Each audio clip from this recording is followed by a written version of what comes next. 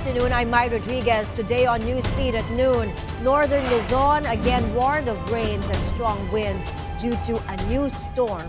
We'll give you the latest on tropical storm Marce later in the show. Authorities hunting down the owner of an SUV that allegedly tried to run over a traffic enforcer. The vehicle has a license plate designated for senators. The U.S. Capitol now on high alert with just 2 days to go before Election Day. And a look at the world's first wooden satellite that's set to be launched to space this week. Thanks for joining us. We begin with another storm threatening northern Luzon. Tropical storm Marce was last spotted 775 kilometers east of Borongan City, eastern Samar. It is packing winds of 75 kilometers per hour and gusts of up to 90 kph. Weather Bureau Pag-asa says Marce has slightly intensified as it moves west-northwest. It is forecast to make landfall over the Babuyan Islands or mainland northern Cagayan either on Thursday or Friday. Signal number 1 may be raised over portions of Cagayan by tomorrow.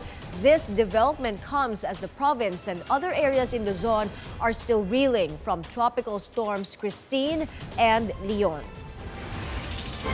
President Bongbong Marcos visits farmers, fisherfolk, and families affected by severe tropical storm Christine in Talisay, Batangas. Marcos handed over financial aid to storm victims and gave a check worth 10 million pesos to local government units to assist in their disaster response.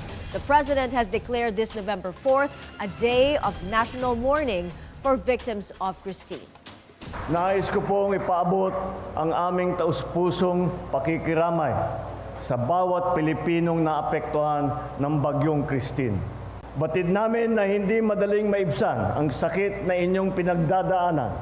Ngunit umaasa kami na sa suportang handog namin ngayon, kayo ay makapagsimula muli. In his speech, Marcos also stressed he has directed concerned government agencies to boost efforts to prevent such calamities from happening again.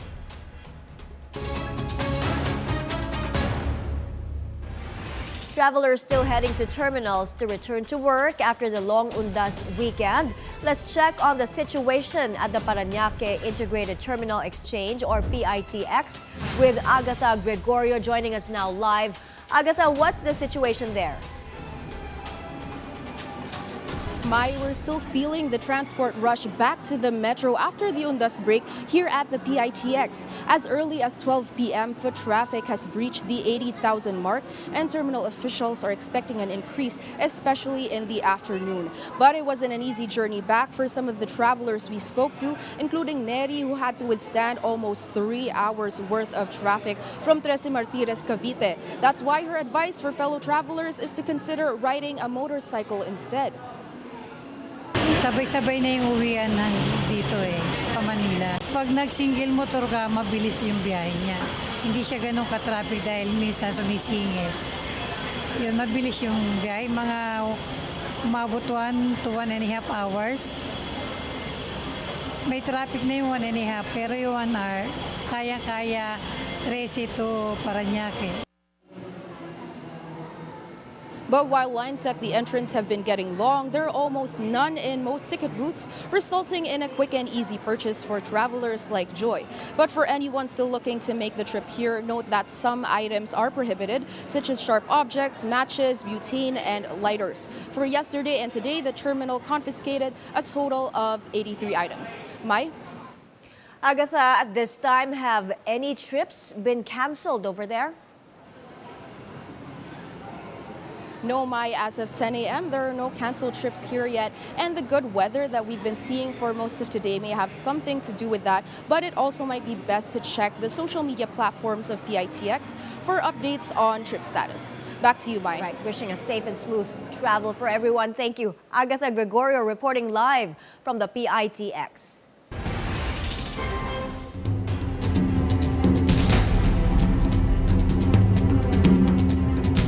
The U.S. Capitol now on high alert with just 2 days to go before Election Day. Additional security forces are now guarding the White House and the official residence of the Vice President. More barricades have also been put up. Election fever has been high as Democratic bet Kamala Harris and Republican candidate Donald Trump have offered vastly different political visions for America. About the election itself, I'm excited. I'm very confident of who I'm going to be voting for, and I think it's a great moment for our country, and for the world. A free, fair election, peaceful transition. However it comes, I think that's how it should be, and I'm very confident it will be. Kamala Harris and Donald Trump have been neck and neck in opinion polls. Trump is favored to win in several swing states like Arizona, North Carolina, and Georgia. Harris, on the other hand, slightly leads in Michigan, Wisconsin, and Iowa. Iowa has been trending deeply Republican in recent years and carried Trump in 2016 and 2020. But women voters in the state are said to be behind the turnaround this year. Harris and Trump, meanwhile, are still tied in Pennsylvania. Political analyst Paul Beck believes Trump will not accept defeat and will pull all the stops to prevent that outcome. Beck also sees the November 5 voting as a choice between the status quo and radical changes in the U.S. Just because things are so close in 2024 and it's so hard to predict what's going to happen should Trump lose. If he wins, I think we know what is going to happen. He has said it himself. And it's going to be a really tumultuous 4 years in the United States, particularly if he has control of the Senate. And if he has control of the House, he will have what we call a trifecta, where all three branches of the federal government are in Republican control. And even for that, there would almost be nothing that could prevent him from doing what he wants to do. As Election Day looms, the two presidential candidates are making their last pushes to secure votes. Donald Trump went to Pennsylvania, the largest of the 7 states expected to decide the tight race. There, Trump repeatedly criticized the election process and the early voting system. He said the results should be determined by the end of Election Day. Can you imagine? They spend all this money on machines. And they're going to say, we may take an extra 12 days to determine. And what do you think happens during that 12 days? What do you think happens?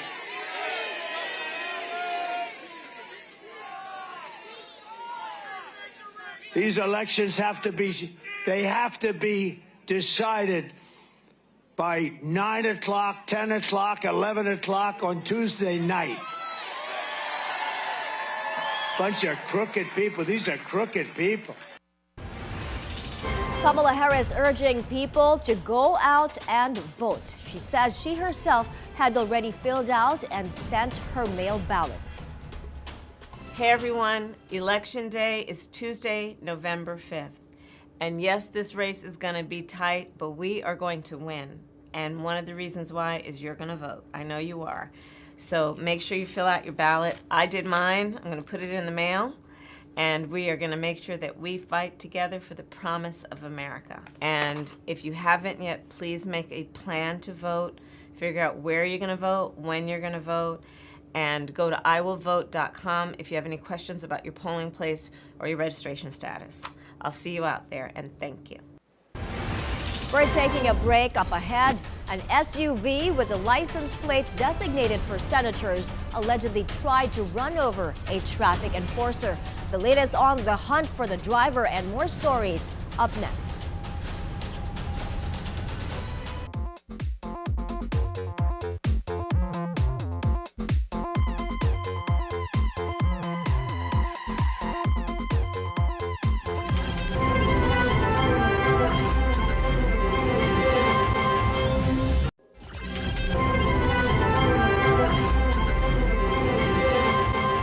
You're back on Newsfeed at noon. A video now going viral of a white sports utility vehicle that allegedly tried to run over a traffic enforcer. The SUV has a license plate designated for senators. The vehicle with plate number 7 was caught illegally using the bus lane along EDSA last night. It went in reverse to get out of the bus lane and evaded authorities. A passenger on the back seat also raised the middle finger to enforcers. Authorities are still trying to determine the owner of the vehicle. Transportation authorities are investigating another traffic incident, this time in Clark, Pampanga. A foreigner deliberately ran over the motorcycle of a security guard when he was discovered naked inside his car. He then hit a gasoline pump that triggered a fire. A video of the incident has gone viral. Investigators say the driver, a Korean national, has been working in a casino in Clark Freeport Zone. He's now in police custody. The filing of certificates of candidacy for the first parliamentary elections in the Bangsamoro region begins. Let's get the latest from Hannah T. She joins us on the line from Cotabato City. Hannah. The elections in Bangsamoro will definitely push through. That is the declaration of COMELEC Chairman George Garcia as the filing of certificates of candidacy commenced here in Bangsamoro today. Despite recent calls for postponement from some groups, COMELEC says they are committed to conducting orderly and peaceful elections in the region. Notably, it was Bangsamoro Transition Authority or BTA Parliament that urged Congress to delay the 2025 parliamentary elections, citing the recent Supreme Court decision that excluded Sulu from the Bangsamoro Autonomous Region in Muslim Mindanao or BARMM. The BTA contends that this ruling necessitates adjustments to parliamentary districts and representation, which require more time to implement effectively. Garcia said that without new legislation, the elections will proceed as scheduled. He stated as long as there is no law to amend it, the Commission will continue to accept all COCs until November 9. The 2025 elections will fill 73 seats in the Bangsamoro Parliament, 40 for regional political parties, 25 for parliamentary districts, and 8 for sectoral representatives. This structure is in accordance with the Bangsamoro Organic Law. Bangsamoro voters will fill out 2 ballots for the 2025 elections, one for the national and local elections and another for the Bangsamoro parliamentary elections.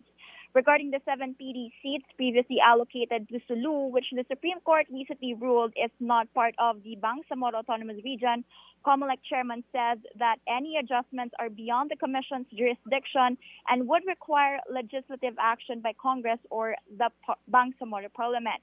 In preparation for potential contingencies, COMELEC has developed plans to address various scenarios, including possible postponements. However, as of now, the elections are set to proceed on May 12, 2025 in alignment with the national and local elections.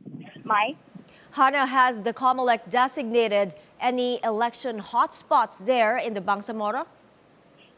Actually, the COMELEC has not identified any areas of concern across Bangsamoro, although there was a recent incident in Sharif Aguac, Maguindanao del Sur during the last day of COC filing for the national elections last month. They consider it as isolated. COMELEC says a clash occurred outside the filing venue at the time, resulting in 1 death and several injuries. Chairman George Garcia adds that COMELEC's presence here aims to promote and ensure peaceful elections. He also reminded aspirants to bring complete documents, including CONA or the Certificate of Nomination and Acceptance, the COCs, and the party's nomination to avoid interruptions or possible problems that might occur while filing. Hannah, so have any candidates filed their COCs there so far? Yes, Earlier today at the Bangsamoro Electoral Office, 2 candidates have already filed while we were there, one for a parliamentary district representative seat and another from a political party. The filing will continue until 5 p.m. today. Back to you, Mai. Thank you. Hannah T. reporting from Cotabato City.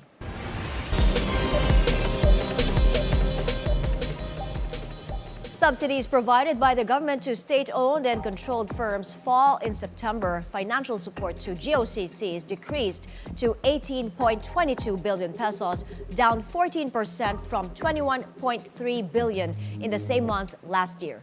But month on month, the subsidies doubled from 9.1 billion in August.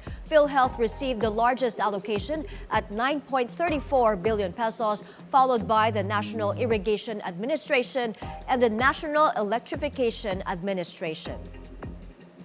Analysts believe the Philippine economy likely slowed in the third quarter. A Business World poll found the country's gross domestic product for the period is expected to have grown 5.7%.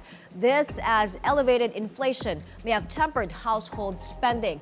This would mark a slowdown from the 6.3% expansion in the second quarter and the 6% growth in the third quarter of 2023.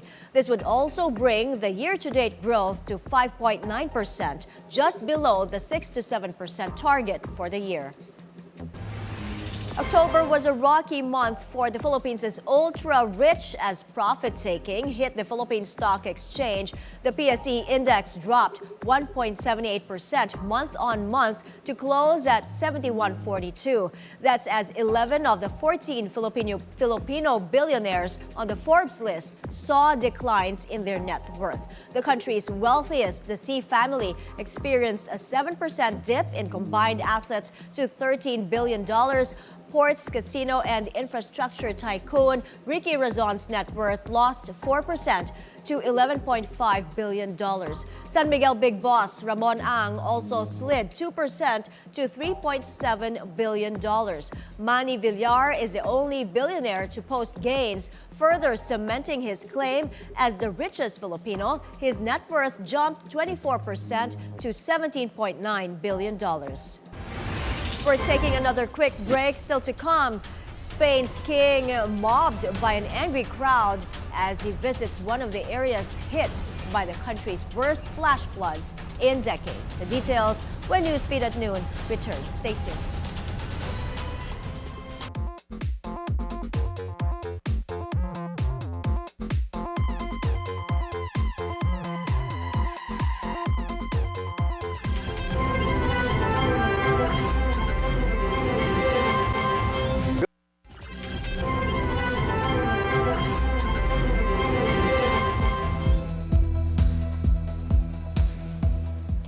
Watching Newsfeed at Noon. Anger boiling over in Spain following the country's worst flash floods in modern history. The king and queen are feeling the outrage when they visited one of the worst hit towns in the eastern region of Valencia. Protesters hurled mud at the royals, with some even calling them murderers. Despite the incident, the king and queen remained calm and insisted on speaking with the flood victims. The death toll in the flooding has reached 211, and dozens are still unaccounted for. The UN's Nature Summit ends in deadlock as developing and developed nations remain divided on who should foot the bill for conservation efforts. The summit aimed to secure a massive $200 billion fund to help developing countries restore habitats and protect endangered species. But developing nations argued they cannot shoulder the burden alone. The future of global biodiversity funding now in limbo, leaving crucial environmental initiatives at risk. But there's a silver lining in the summit as delegates approved a measure to create a permanent body for indigenous peoples to consult on UN decisions about conservation. Our territories, which cover much of the natural wealth of the planet, have also been home to people of African descent and indigenous peoples whose sustainable practices are needed to face the environmental challenges that we all share today. This step allows us to move forward to an implementation of the convention that will truly reflect the diversity of the peoples and their knowledge at a global context. Over now to Japan, where researchers have built the world's first wooden satellite. It is set to be launched to space on Tuesday in an early test for using timber in lunar and Mars exploration. Here's the full story. It might just make space exploration a little more sustainable. Scientists in Japan are set to test the world's first wooden satellite. The LignoSat was developed by a team from Kyoto University and homebuilder Sumitomo Forestry. It will be launched next week atop a SpaceX rocket bound for the International Space Station. Former Japanese space shuttle astronaut Takao Doi was part of the Kyoto team. If we can use materials that humans can make and bring them to outer space, people will be able to create a sustainable society. Therefore, we want to find out if wood can be used in space or not, and that's why we made this wooden satellite. LignoSat, named after the Latin word for wood, will be released from the space station in the coming weeks. It will orbit for 6 months, testing how well the material can withstand the extreme environment. Forest science professor Koji Murata says wood can actually perform well in space, as there's nothing there to make it rot or catch fire. The wood used for the satellite comes from a type of magnolia tree, Japanese hinoki.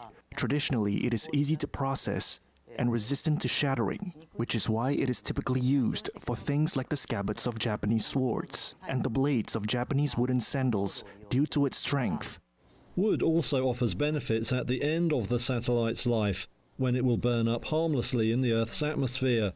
Traditional satellites burn up too, but give off a shower of polluting metal particles when they do. Looking further ahead, Doi sees the satellite as a step towards a bigger dream. He wants to plant trees and build timber houses on the Moon and Mars. And those are the news this hour. I'm Mai Rodriguez. Keep it here on BNC, the Bilyonaryo News Channel. Good afternoon.